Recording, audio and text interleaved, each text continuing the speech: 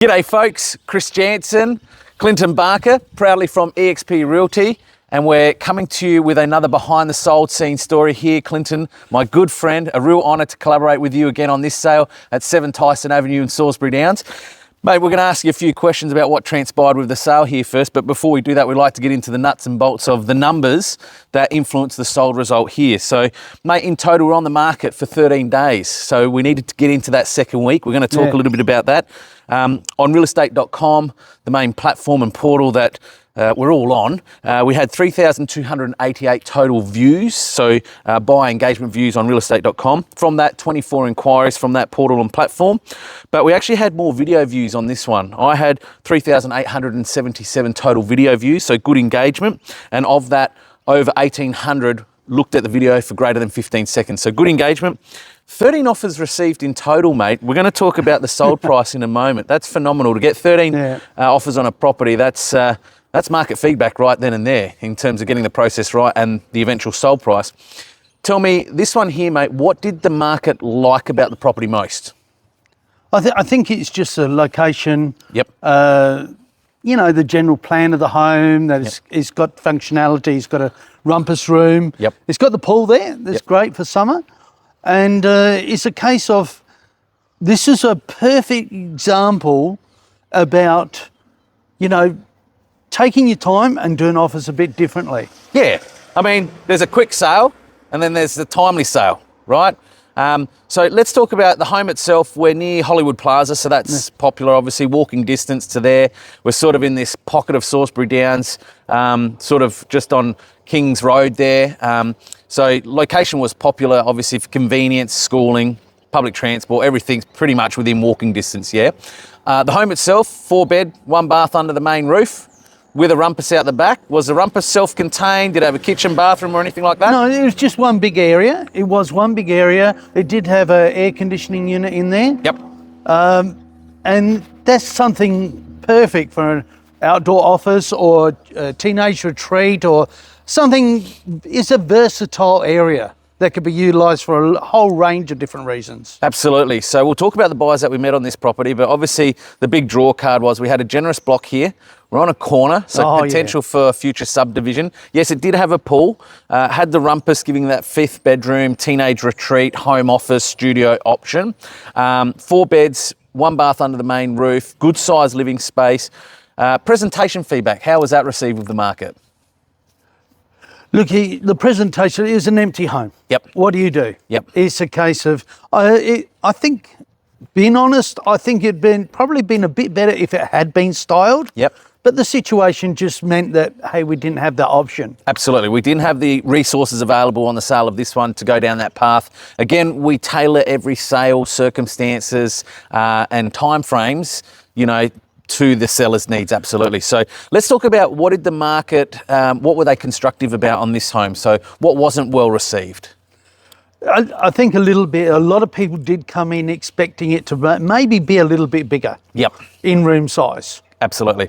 I think that was those buyers that could sort of stretch to that 7-figure mark, it seemed pretty common. Their feedback, and we'll get to the sold price in a moment, but their feedback was the size under the main roof, a little bit smaller than what they were hoping for. The 4th bedroom, master bedroom, quite generous, but one of the bedrooms was a bit on the smaller side.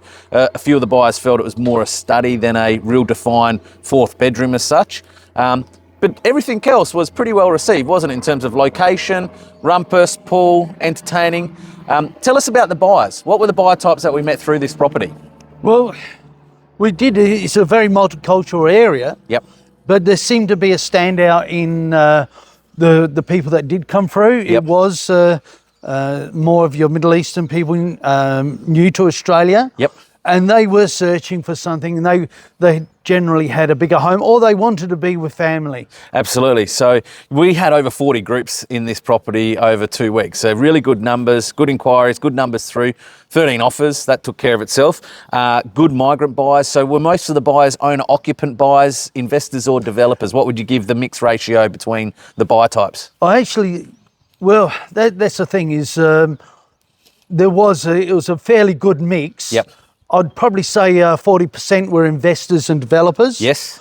with the rest being first home buyers or people that might even wanted to upgrade a bit, like a bit bigger home. There you go. Did we meet any first-time buyers here, mate? Yeah, we did. There was quite a few. Only thing is, there was a lot of people that didn't have their finances ready to go. Absolutely. That was a bit of a problem for them. Okay, and I'm going to persevere with the glare here as I'm looking at you, mate, because that sun is belting right into my eyes. So 60% owner-occupant, 40% investors, developer. Who was the end buyer that eventually bought the property? Well, it's a family. Yes. They put in together. Yep. A Nepalese family, lovely people. Yep. They're renting at the moment, so they're ultra happy and excited about being in their own home. Absolutely, and we're looking forward to settlement dates, not far away now, walking them home to their first home purchase. Eventual sold price, mate, what was that number we got? Well, where it first started and where it ended up, two different things, but Yes. yeah, we did get that mid-sixes, the 650,000. Spot on. Where was most of the feedback in week one, though? Well, it was down below. Some of it was actually below the sixes. Yep. There's quite a bit below the sixes. Yes. And this is, I think, with the perseverance and time where we didn't rush into things. Yep. I think was helped the vendor because they did actually get an extra 50,000 in that second week. Look, there's no question about it. We've gone above their expectations, but the buyers are happy. They felt they've paid fair market value. I mean, what they're getting now in a mortgage rate to own their own home, they're spending that in rental money at the moment in the rental market. But the great thing here was we ran a best offer campaign 2 weeks with the closing date. We didn't need to draw it out 3 or 4 weeks with an auction campaign. We had predominantly finance buyers that were subject to, obviously, but very clean and strong finance terms got there in the end. But it's interesting that you note week one, yeah, we're hovering around that high fives consistently. It was a bit of a grind to get above 6. We grinded it out though into week 2 and we got there at mid 6s in the end, which the seller absolutely ecstatic with that result. I think what happened in that first week, there was a lot of people thinking that if they could jump in early, Yep. they might be able to grab a bargain. Yes. That was their perception. Yep. But because we didn't just jump on the very first offer that came to us, we persevered. Yep.